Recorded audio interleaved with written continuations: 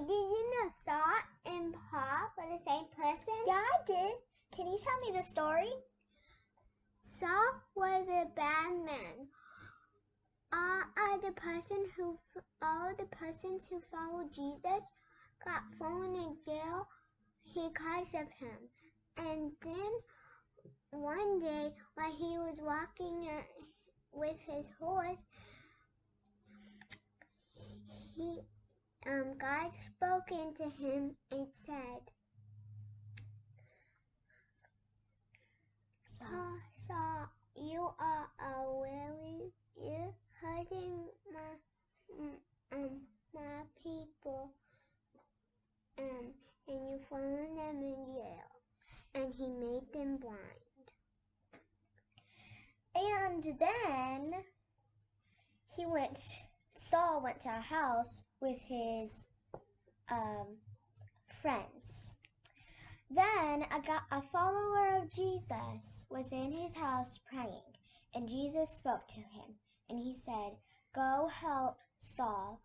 And at first, the man didn't want to help Saul, but then he decided to go anyways. So he went to the house and he prayed for Saul, and then Saul started to see again.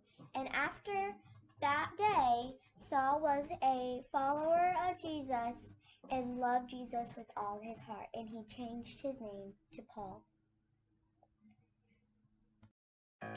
I'm Dan. I'm Andrew. And we're here to tell you a Bible story. That's right. This is the story of a guy named Paul. Well, actually, it starts with a guy named Saul. Oh, so there's a different guy? No, same guy. So 2 guys, 2 names. No, 1 guy, 2 names. Wait, what? I'm super confused. My head hurts. Here, let me show you what I mean. A long time ago, there lived a man named Saul. Hey, he looks nice. What's up, Saul? Want to hang out sometime? Catch a movie? Grill some burgers? I don't think you want to do that. Saul wasn't really a good guy. What, did he like litter, double park all the time? No. You see, Saul didn't believe in Jesus, and he hated anyone that did. He traveled around searching for anyone that followed Jesus, and if he found anyone, he'd throw them in jail. Wowza, that's pretty rough. Looks like we're not hanging out anytime soon, Saul. No burgers for you, amigo. But one day, something amazing happened. Jesus himself appeared to Saul. Whoa, like the Jesus? Yeah, man. Saul was traveling down the road when all of a sudden, a blinding light filled the sky and knocked Saul to the ground. Jesus called out to Saul and said, "Saul, why are you hurting the people that follow me?" Oh man, I bet Saul was totally wigging out. Time to pay the bill, homie. Zabam! You just got straight up judged, son. No. That's not what happened at all. Saul was so affected by Jesus showing up and talking to him that he did a total 180. He got born again and he started following Jesus. Hey, that's awesome. And since he was a totally different person now, the first thing he did was change his name. He used to be Saul, but his new name was Paul. Ah, so that's why there's 2 names in the story. Gotcha. Okay, that's really cool and all, but is that the whole story? I mean, it just seems kind of short. No way. Paul's story is just getting started. After he got saved, he had a new mission. He would travel around preaching the good news about Jesus, healing people, starting churches, and getting people saved. Yeah, way to go, Paul. And after a while, he set a goal. There was one person in particular that Paul really wanted to share Jesus with. Someone that can make a huge impact if they were born again. Batman. What? Yeah, dude, we gotta get that guy saved. Think how awesome that would be. Hey, it's time to take up the offering. Boom, $1 billion. Hey, I need to ride to church. Boom, Batmobile. Okay, no, it wasn't Batman. Paul's goal was to share the good news with Caesar, the leader of Rome and the most powerful man in the whole world.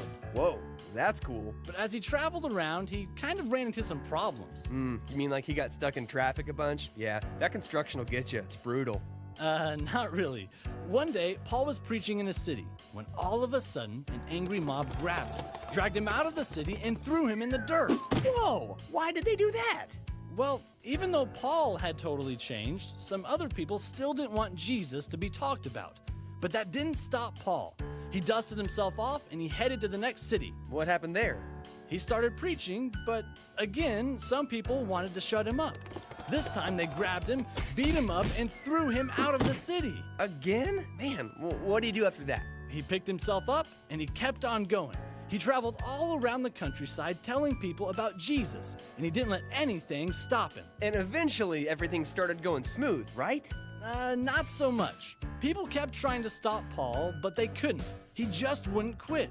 These people hated him so much that one time they waited for him by the gates of a city so they could catch him and kill him. Good grief, what happened?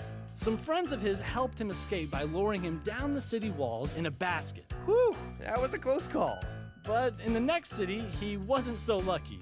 He was captured, beaten, and thrown into prison. Wait, so he got thrown into jail for talking about Jesus? Oh, the irony. Well, I guess that's the end of the line, Paul. Not so fast. What are you talking about? He's in jail, dude. Game over, man. Game over. Even in prison, Paul still shared the good news. He sang songs and praised God in his cell. He wasn't going to let anything stop him. And then that night, while he was praising God, something amazing happened. He was up for parole. No. A huge earthquake shook the entire prison. His chains broke and the doors rattled off their hinges. He was free! Oh, awesome. So what happened after that? He picked up right where he left off, and he headed off to the next city. You gotta be kidding me. Okay, so obviously he's been through a lot, but surely things evened out after this. No more bad stuff, right? Wrong. He was sailing across the sea when one day, a huge storm picked up.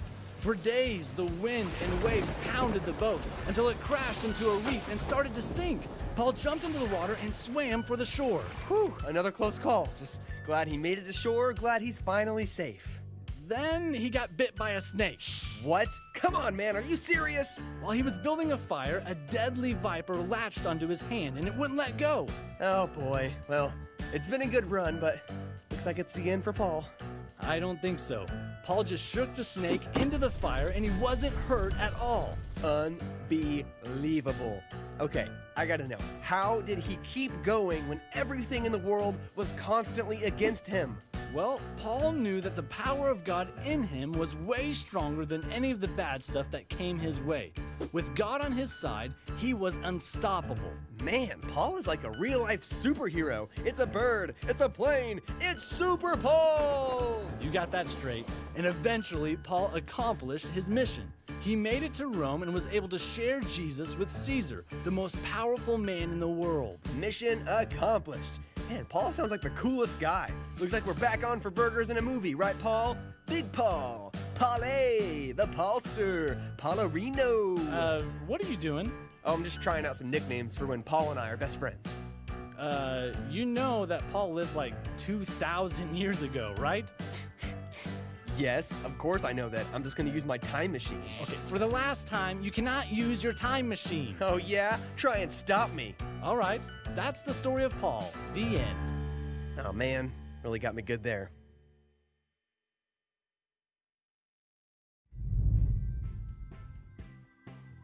Hey kids, can you think of the meanest person in your whole school? Now, don't say their name, but you can think about them, right? Did you know, even though they're mean, Jesus loves them too? And even they could become a Christian one day? Well, today, we're learning about a guy just like that, a guy named Saul. Saul was really mean to Christians.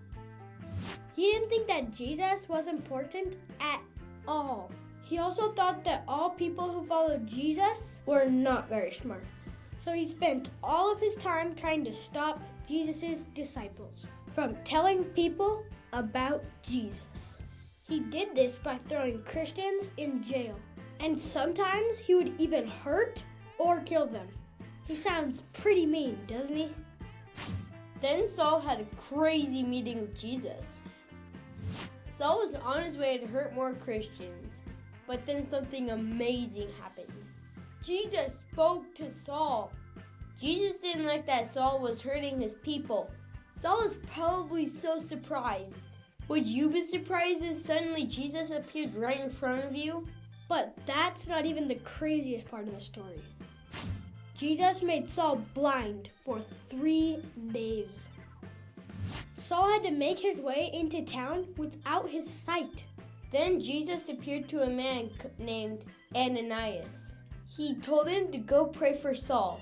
At first, he didn't want to because he didn't want Saul to kill him. But eventually, he found Saul and prayed for him. Suddenly, Saul can see again and was convinced that Jesus is God. From that day on, he stopped hurting Christians and told everybody he could about Jesus. So kids, what's the point of this story?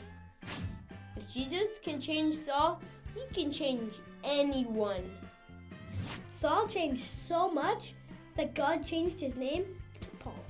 And he went on to become one of the famous Christians ever. If Jesus can change Saul, he can change the mean people that you know. And reverse. But I was given mercy, so that in me, the worst of all sinners, Christ Jesus can show that he has patience without limit. Remember that mean person you thought about earlier? It may seem that they can never be close to Jesus, but that's not true. Nobody is so bad that Jesus can't help them.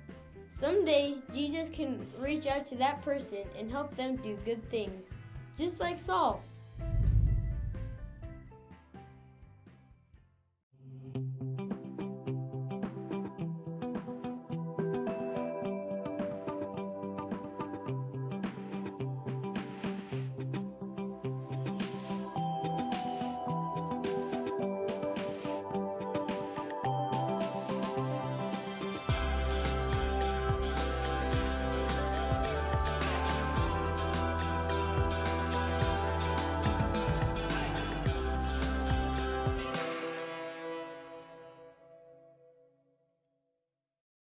You will need 2 eggs, a container, vinegar, and quite a bit of time. Here we have an egg, and this represents Saul. It has a hard exterior, and as the Bible tells us, Saul was not kind to Christians. In fact, he wanted to kill them. But on his way to arrest Christians, Jesus encounters Saul, and this encounter is represented by our vinegar here. And we're going to pour the vinegar over our egg. And this encounter with Jesus left him blind for 3 days. And we're going to soak this egg for several days, just like what happened in the story. And after 3 days, Ananias prayed for Saul, and the scales fell off of his eyes. And as you can see here, after the egg is soaked in vinegar for several days, the hard exterior falls off, and it is completely transformed into something new. From Saul to Paul.